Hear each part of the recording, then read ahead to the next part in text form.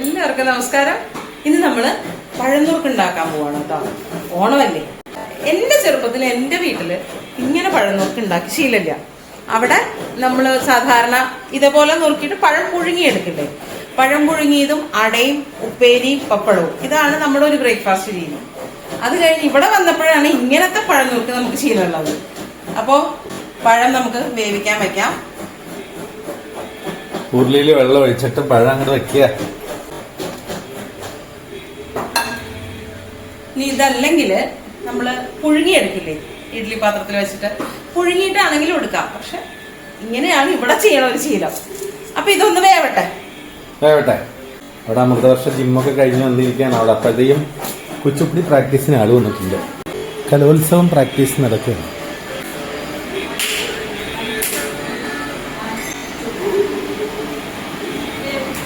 ഇത് അമ്മുക്കുട്ടി ഇല്ലേ? അമ്മു ഏത് സബ്ജില്ല? അങ്കമാലി.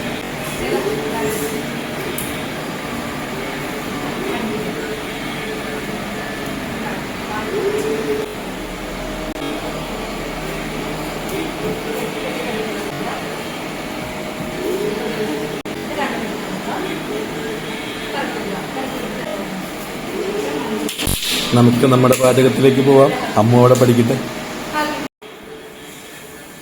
അമ്മുവിന്റെ അമ്മ അവിടെ വെയിറ്റ്.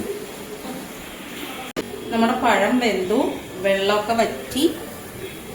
ഇനി നമുക്ക് ശർക്കര ഒഴിച്ചു കൊടുക്കാം. ശർക്കര തണ്ണി, ശർക്കര പാനി.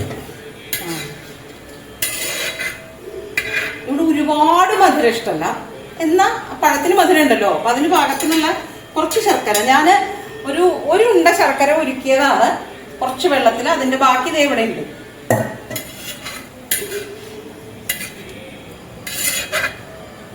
ഇനി ഇതൊന്ന് തിളച്ച് കുറുകി വരണം.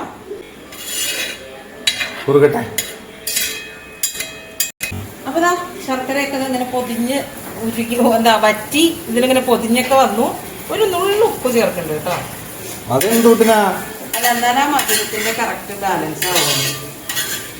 ഇനി ഇതിലേക്ക് നമുക്ക് കുറച്ച് ഏലക്കായ പൊടി ചേർക്കാം. ചുക്ക് ജീരകമൊക്കെ ഇഷ്ടമുള്ളവർക്ക് ചേർക്കാം. ഇവിടെ ആകാശ് മോഹൻ അതൊന്നും ഇഷ്ടമല്ല, അപ്പൊ അതുകൊണ്ട് ഞാൻ അതൊന്നും ചേർക്കണ്ടില്ല. ഒരു സ്പൂൺ നെയ്യ്. ഇനി കഷ്ണം ഉടയാതെ ഇങ്ങനെ എടുക്കണം. ഇത് പപ്പടം കാച്ചിയത്, അതാണ് അതിന്റെ ഒരു കോമ്പിനേഷൻ. നാളികേരം. ഇപ്പോഴത്തെ നാളികേരത്തിന്റെ വിലക്ക് കുറച്ചിടാൻ പറ്റുള്ളൂ.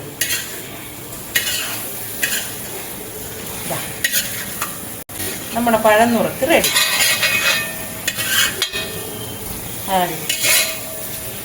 ഇങ്ങനെ പൊതിഞ്ഞ് ശർക്കരയും നാളികേരമൊക്കെ പൊതിഞ്ഞ് ഇങ്ങനെ ഇരിക്കണം.